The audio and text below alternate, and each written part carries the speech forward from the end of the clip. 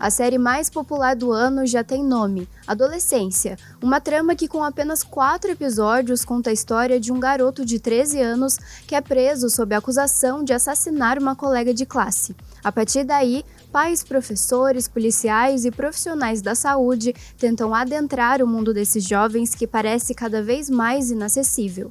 E se observarmos bem, o que não faltam são histórias de crianças em conflitos com a lei. Algumas são contadas de forma leve, como em O Pestinha, o garoto problemático adotado mais de 30 vezes, mas que finalmente encontra amor e um novo pai. Outras são brutais, como em Os Quatro da Candelária, a história real de crianças assassinadas enquanto dormiam diante de uma igreja de portas fechadas para quem mais precisava. Eu sou a Miviki. Eu sou o Vitor Krigor. E no programa de hoje a gente vai falar sobre menores infratores, pode ser? Pode ser.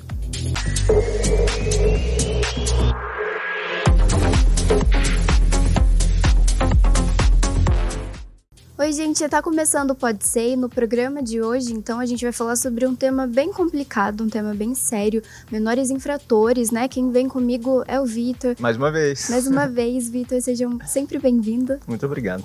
E a gente tema escolheu... delicado hoje, né? Um tema delicado, né? Um tema difícil. E esse tema, como a gente já foi colocando aqui, né, na introdução do programa, foi muito inspirado por conta da série Adolescência, né? Que estreou, fenômeno, né? Exatamente, logo que estreou já foi um fenômeno. Eu até peguei uns dados aqui pra falar pra vocês e a gente assistiu, né, Vitor? Assisti. E a gente vai falar um pouquinho sobre isso hoje. Como um bom telespectador, assisti tudo de uma vez. É isso.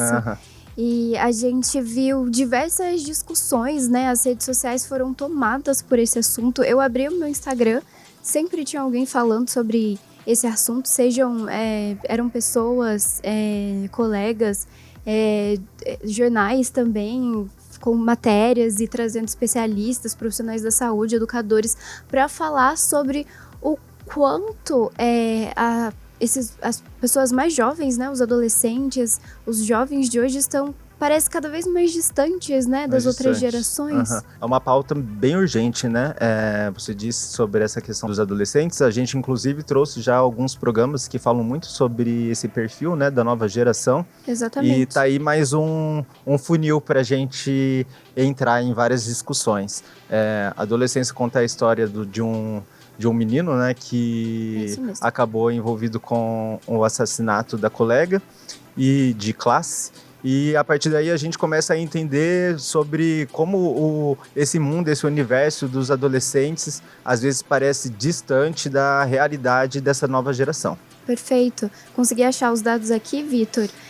Essa série britânica, né, ela saiu na Netflix, mas é uma produção britânica. Nos primeiros 4 dias, são 4 episódios, e nos primeiros 4 dias teve mais de 24 milhões de visualizações, então é muita coisa. Muita coisa. E daí a gente pula para a primeira semana, foram mais de 96 milhões de visualizações, então realmente foi uma série que, assim, atraiu a atenção das pessoas muito rápido, e isso é muito bom, porque é uma série que leva a gente à reflexão, ao diálogo, a abrir os olhos muitas vezes, mas também é assustador, porque se esse é um caso que, na verdade, a gente tem até informação aqui do Stephen Graham, que faz o pai, ele é o ator que faz o pai do Jamie na série, e ele também produziu essa série, né? Ele escreveu essa série junto com o Jack Thorne, então esses dois fizeram a série Adolescência, e eles compartilharam, inclusive, que essa série surgiu por inspiração a outros casos, né, que estavam acontecendo, de garotos que mataram colegas, que mataram outras meninas por conta disso que a gente vai vendo na série Adolescência. A gente vai falar um pouco mais pra vocês, vai entrar mais nesse assunto. Só que, então, a gente tem essa série que não é um fato real, né, não é o que aconteceu na série não é algo que aconteceu na vida real exatamente, mas foi inspirado em alguns nesse casos. Universo, exatamente, né? Nesse universo. E pensando, né, em tudo isso, a gente reflete, né? Então, se uma pessoa escreveu, né, essa série porque tava começando a ver que esses notícias, esses casos de adolescentes matando uns aos outros, tava ficando mais recorrente, isso era assustador, e daí a gente vê a audiência que essa série teve, isso fica ainda mais assustador, né? Porque significa que as pessoas estão se identificando de alguma forma. Sim, queria levantar 2 pontos, inclusive, sobre isso que você falou. Você falou da questão da identificação. Eu fui fazer um Povo Fala aqui em São José dos Campos, e a gente acabou abordando um pouco sobre esse tema, né? E eu perguntava para as pessoas se essa era uma série para os pais ou para os filhos, né? E foi legal que, pelo que eu entendi, os pais que conheciam a série perceberam que era uma série para que os pais assistissem sozinhos, para se alimentar do discurso e debater com o filho. Inclusive depois falando, pode assistir ou não pode assistir, mas eles entenderam que a série, por mais que falasse do universo do adolescente, eles perceberam que o enredo envolvia muito a questão do adulto, né? O adulto que está por perto desses adolescentes. E eu achei tudo isso muito interessante. Tem mais um ponto que acabou fugindo, já lembro, já conto pra vocês. Você vai pensando então, Vitor, mas o que você falou me trouxe uma reflexão também de que quando a gente vai assistindo a série, a gente vai percebendo que o protagonista não é só o Jamie. Sim. E não é só a vítima também, não é só a moça, né, que perde a vida, que, né, é assassinada. Na verdade, a questão parece que paira mais em cima dos adultos tentando realmente acessar aquele universo, entender o que aconteceu. Então, o pai do Jamie, o policial, a psicóloga, todo mundo ali tentando entender o que estava acontecendo. E o policial, aquele episódio do policial quando ele vai à escola e ele tenta conversar com os alunos, ele tenta conversar com o próprio filho, ninguém sabe, os professores não conseguem entender o que está acontecendo. Ou simplesmente não existe esse caminho, né, de essa abertura entre as duas gerações, né, dos adultos e das crianças e adolescentes, de conseguirem passar a informação, receber a informação. Parece que está todo mundo deslocado de tudo aquilo que é apresentado, né? Você começou a falar sobre a questão da escola, eu já lembrei o ponto que eu queria falar, que era o seguinte, a gente sempre vê sempre porque, de fato, é algo que tem acontecido em grande escala, né? Mas a gente já está acostumado a ver questões como assassinatos, tiroteio dentro de escolas envolvendo jovens, né? E aí fica essa grande questão. Geralmente, quando a gente vê esses casos, a gente sempre repercute a questão de quantas pessoas ficaram feridas, o que aconteceu, o que não aconteceu ali dentro. É mais uma repercussão da curiosidade do que aconteceu ali no momento. Mas a gente pouco vê a discussão sobre o que levou as crianças a esse estágio, né? Tipo, o que levou a criança a fazer isso, o que ela passava, o que ela não passava, por que ela se sente assim, por que ela não se sente, né?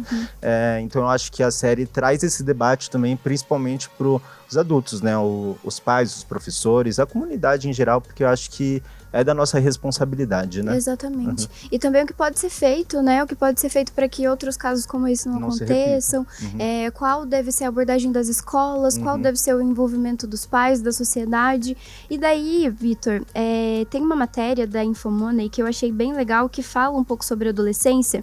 E daí eles entrevistaram um psicólogo, o Marcos Torati, que ele é professor e mestre em psicologia clínica pela PUC São Paulo. E ele vai falar uma coisa que eu achei muito legal, que é a seguinte, né? Uma das pautas, né, mostradas em adolescência é que a gente percebe como os adultos, né, estão se relacionando com os adolescentes. E a gente tem também um impacto direto, né, no bem-estar psicológico dos jovens, principalmente porque muitos adolescentes ainda não conseguem expressar adequadamente suas emoções, sentimentos e pensamentos. Então isso é muito legal. Se a gente for parar para pensar no desenvolvimento humano, um bebê, quando ele sente alguma coisa, quando ele quer alguma coisa, ele só tem as emoções dele. Então, se ele tá com fome, ele vai chorar, ele vai gritar, ele não quer nem saber onde ele tá, se ele tá no ambiente público, se ele pode... Ele só faz. Então, as crianças e, consequentemente, os adolescentes, eles também precisam ir desenvolvendo pensamento crítico, a lógica, para saberem o que pode e o que não pode. E quando falta esse ensino por parte dos pais, da escola, de toda a sociedade, a gente vai percebendo que esses adolescentes, eles vão ficando cada vez mais dependentes das emoções. Então, a gente tinha lá o Jamie, que ele tava cheio de raiva, de frustração, de se sentindo sozinho, se sentindo enfim, várias coisas, vários sentimentos ali, e a saída que ele encontrou foi tirar a vida de outra pessoa. Então, leva muito a pensar qual o desenvolvimento humano, social que esses adolescentes estão tendo, se eles estão cada vez mais online, né, e vivendo só vidas no computador mesmo, online, uma vida, né, digital. É engraçado quando você coloca essa questão, porque a gente pode parar e pensar o seguinte: poxa, é só uma criança, né? Como que ele vai ter capacidade de fazer isso? Mas a gente esquece que é uma criança com sentimentos, né? E tipo, a partir, será que das influências desse mundo privado que você fala da internet, que tipo de incentivo que ele recebe para poder tirar toda essa amargura dele, né? Óbvio que ele não conhecia só isso, alguém incentivou ele, alguém alimentou ideias na cabeça dele, porque não acredito que isso nasça espontaneamente, né? A gente não é educado a reagir dessa maneira, e eu acho que o episódio de hoje vai ser bem interessante, porque a gente vai poder discutir um pouquinho sobre como a nossa comunidade pode cuidar desses casos. Perfeito, Vitor. A gente volta daqui a pouco, então, para falar mais sobre isso e também falar sobre como as redes sociais estão influenciando esse comportamento. Fica por aí, a gente volta já já. Até já.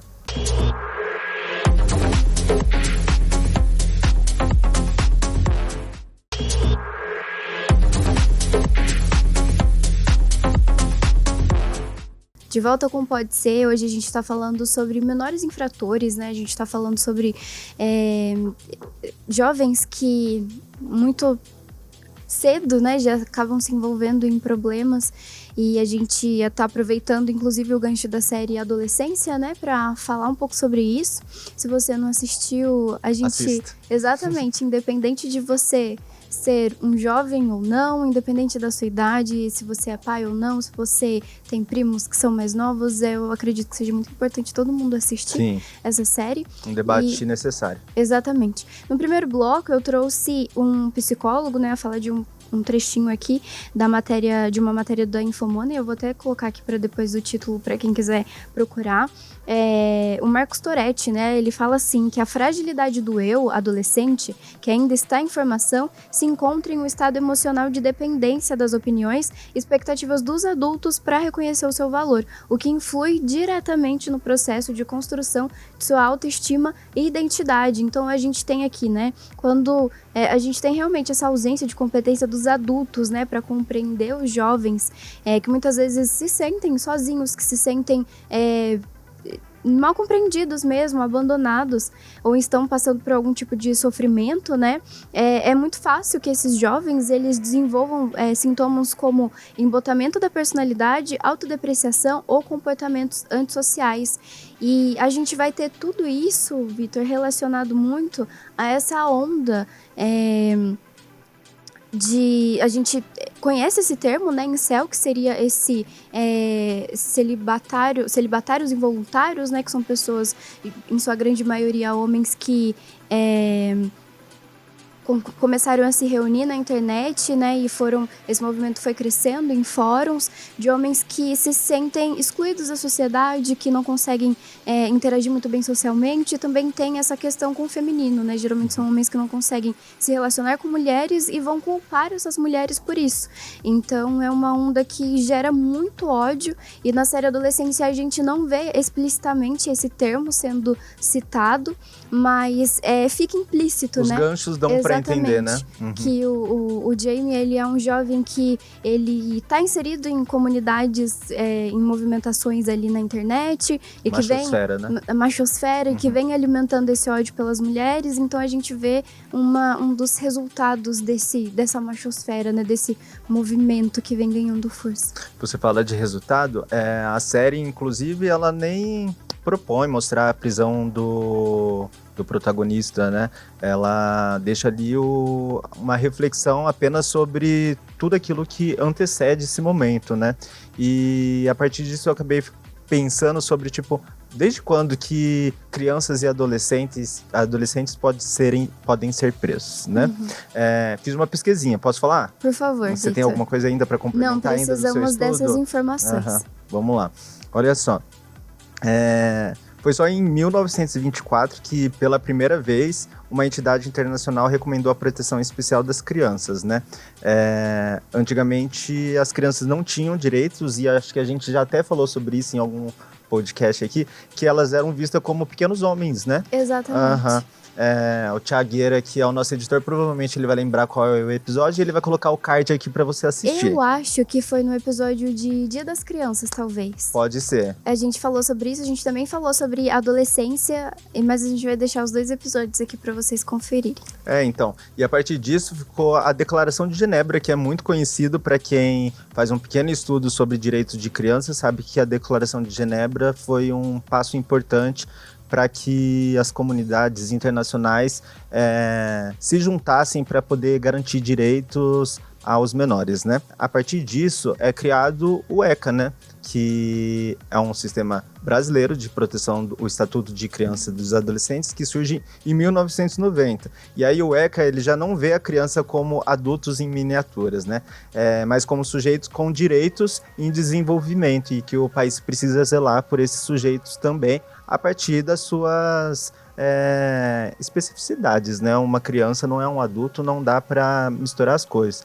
Inclusive, nessa pesquisa, eu achei um caso muito emblemático, que foi de uma criança que foi presa numa cela com outros 20 adultos e que sofreu diversos abusos, né? E a partir desse caso que o Congresso brasileiro começou a discutir mudanças na legislação. Então, o que a gente fica pensando sobre isso? Tipo, eu acho que se a gente parar para pensar que em 1988, com a nossa nova Constituição, a gente começa a pensar em algo desse sentido, né? Porque é só em 1990 que é aprovado o ECA. É muito recente, né? Que a gente parou para pensar sobre o comportamento e o direito de crianças e adolescentes, né? Não é uma sociedade exatamente madura para tratar disso. E aí, quando a gente vem mais para a nossa realidade de um mundo que constantemente passa por mudanças, né, nessa era digital, eu acho que as coisas ficam ainda cada vez mais complicadas, porque a gente precisa ser tão rápido quanto esse mundo digital em que as crianças e os adolescentes estão vivendo. Perfeito, é tudo muito recente, eu também tenho essa sensação, se a gente para pensar, né, o ECA na década de 90, né, e só no século XX que a gente começa a ver iniciativas em relação à proteção e cuidados com a criança, e em tudo, se a gente para ver medicina especializada para criança, então pediatria, psicologia também infantil, literatura infantil, tudo relacionado à criança, realmente as crianças eram vistos como mini adultos, né? Ou como adultos incompletos e não como um ser totalmente completo, só que em sua fase, né? Assim como nós temos adultos, assim como nós temos pessoas idosas, cada um em seu momento da vida é um ser completo e precisa de cuidados especializados, né? Exato. É muito louco também pensar que quando a gente vê a série, a gente vê que essa integração entre a comunidade, as escolas, os pais, a autoridade da força policial, como ela tá desconexa, né, com a vida desses adolescentes, né? E eu acho ainda mais engraçado de que existe o episódio da família, onde que a família é chacotada, né? A van do pai é pichada com frases bem maldosas, né? Sobre a família. Então, a criança, o que a criança fez acaba respingando, inclusive, nos pais e na irmã, que nada tinham a ver com isso, né? E a gente, como comunidade, acaba não parando para pensar que, tipo, poderia ser dentro da nossa casa, sabe? Poderia ser o nosso sobrinho que ainda não tem essa idade, ou poderia já ter acontecido com o nosso irmão, a gente não sabe, né? Então, como que a gente, como comunidade, a gente consegue se colocar na função de zelar também por essas crianças e adolescentes? Porque a gente, é o filho do vizinho, mas é da comunidade, né? Será que a gente também não teria que ter esse grau de maturidade de entender que a gente é responsável também? É verdade, às vezes a gente fica tentando achar o culpado, né? Exato. E uma coisa que é bem legal, né, que a gente consegue ver na série Adolescência, é que eles se preocupam menos em culpabilizar alguém. Lógico, o Jamie é preso, em nenhum momento ele é ausentado do que ele fez, ou ninguém passa a mão na cabeça dele, muito pelo contrário, mas é importante ver que não era só ele que estava envolvido naquilo, e outros jovens também poderiam ser levados a estar no lugar do Jamie ou também da vítima, né? Isso. Do caso da menina que perdeu a vida. Então, fica muito claro quando a gente para ver as matérias que saíram em relação a isso, quando a gente lê sobre esse assunto, que parece que a culpa não é da mãe, a culpa não é tipo assim, a culpa não é só dos pais. E eles sofrem como se fossem deles, né? O pai não quer acreditar, ele vê o vídeo e não quer acreditar, né? Exatamente. O quarto episódio, inclusive, é muito triste, porque você vê o quão sofrido é para aquela família se recuperar, né? Mas vendo as pesquisas, as falas todas dos especialistas, fica cada vez mais claro que quando algo assim acontece, não é só porque foram... Lógico, existem casos e casos, mas em sua grande maioria não é só culpa dos pais, não é só culpa da escola, na verdade é toda uma rede que de proteção, falha, né? Exatamente, é toda uma rede que falha, porque... se aquele jovem, ele talvez tivesse uma única pessoa em que ele pudesse confiar, em que ele pudesse falar o que estava acontecendo, pudesse expressar os seus sentimentos, talvez ele não viesse a fazer o que ele fez. Seja o bullying que a gente vê também acontecendo na série, até o crime mesmo, aquele ato que o Jamie comete de matar uma colega de classe. Talvez se um adulto tivesse atento para aquilo, tudo isso teria sido evitado, né?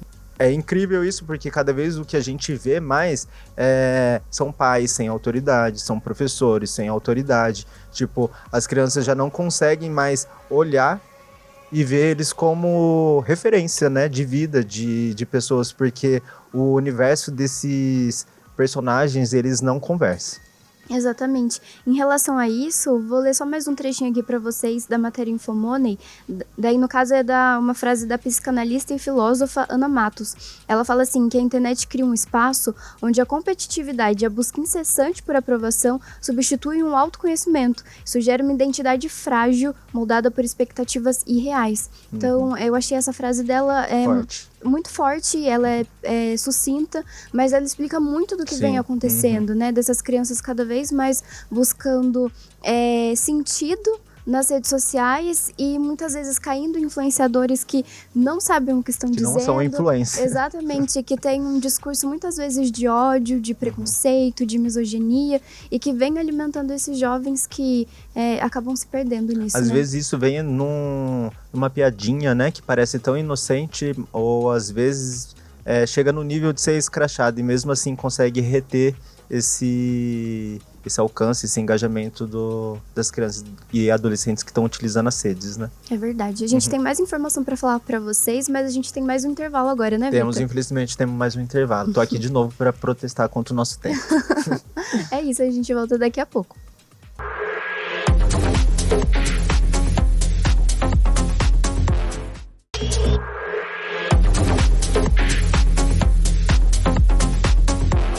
De volta com Pode Ser, hoje a gente está falando sobre menores infratores, um tema delicado, mas que é necessário.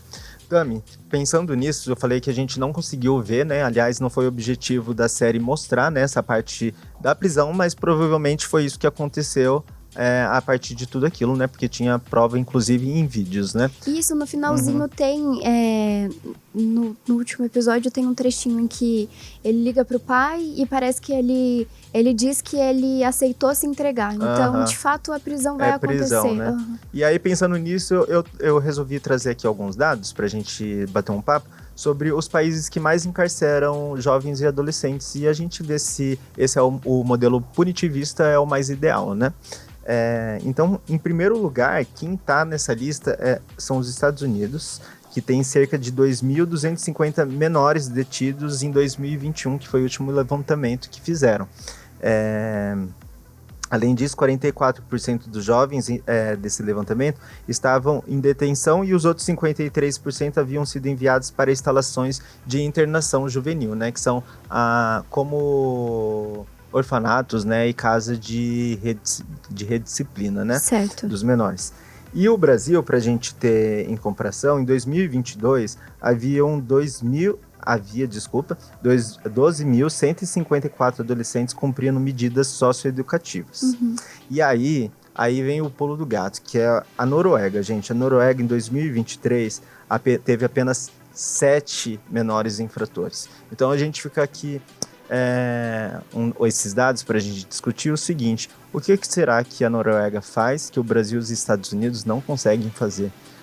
Qual é o tipo de educação que eles têm? Qual é o tipo de atenção e apoio ao jovem e à criança que eles conseguem dar para ter uma média tão diferente? Beleza que são países muito menores do que o Brasil e os Estados Unidos, mas tipo, é um dado, ter 7 menores infratores é praticamente zero, né? Pois é, e se a gente vê os rankings, né, de desenvolvimento humano, ranking de países mais bem desenvolvidos mesmo, a gente vê a Noruega sempre lá no topo, né? Então, é uma prova de que saúde de qualidade, educação de qualidade ajuda também a redução da violência e isso reflete na juventude. Então, isso é muito importante. E, inclusive, Vitor, eu vi uma curiosidade que eu achei muito legal, que as escolas, deixa eu até pegar aqui para mostrar para vocês, as escolas do Reino Unido, né, a gente tem a Adolescência, que é uma série britânica, e foi decidido, né, oficialmente pelo Ministério, deixa eu até pegar aqui, isso mesmo, o primeiro-ministro, né, do Reino Unido decidiu que agora as escolas precisam exibir a adolescência. Olha só. Olha só, eu achei já uma medida, né? Em muitas matérias também, pesquisando para esse episódio, eu vi que os especialistas, eles consideram que a arte, a educação, o audiovisual, o cinema, a literatura, tudo, a música, são ferramentas muito importantes para diálogo, reflexão e para transformação da sociedade mesmo. E não é à toa que existe, né, aquela frase de que o esporte salva, a arte salva, a cultura salva. E pensando nisso também, a gente trouxe algumas referências de personalidades que já disseram que sim, a arte, a cultura, o esporte salvaram eles da vida do crime. Trouxe aqui para você e para o nosso público também, a história do MV Bill. Ele fundou o CUFA, né, que é a Central Única das Favelas, que oferece oficinas de arte, cultura e esporte para jovens da periferia. E ele disse que fez esse tipo de ação porque a arte salvou a vida dele e ele quer multiplicar esse tipo de atividade para as crianças. E aí tem outras pessoas aqui que a gente conhece, como o Robson Nunes, ator brilhante também, Anderson Silva, que é um boxista, né? Todos eles têm trabalhos com arte, cultura e esportes, porque eles entendem que esse tipo de atividade salva a criançada da criminalidade. Exatamente, servem de ferramentas terapêuticas, né? Acredito que essas eram as informações que a gente tinha para passar para vocês. A gente espera que vocês tenham gostado. É muita coisa para falar, né? Num programa Se eles vissem o nosso roteiro, eles iam ficar de boca aberta. É verdade, a gente nem consegue se aprofundar muito, mas se você ainda não assistiu a Adolescência, fica aí a indicação.